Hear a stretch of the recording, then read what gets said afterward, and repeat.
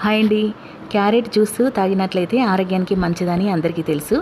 అయితే ఈ జ్యూస్ చేసుకునే విధానంలో కొద్దిగా మార్పులు, చేర్పులు చేసుకున్నట్లయితే అద్భుతహ అన్నట్టుగా ఉంటుంది రుచి. ముందుగా క్యారెట్ ముక్కలుగా కోసుకొని ఒక గిన్నె పొయ్యి మీద పెట్టుకొనేసి కొద్దిగా ఉడికించుకోవాలి. ఉడికించుకున్నటువంటి క్యారెట్ ముక్కల్ని మిక్సీ జార్లో వేసుకొనేసి పేస్ట్‌లా తయారు చేసుకోవాలి. ఇది క్యారెట్ పేస్టు మిక్సీ పట్టుకునేటప్పుడు అందులోనే కొద్దిగా చక్కెర వేసుకోవాలి, కలపడానికి ఈజీగా ఉంటుంది.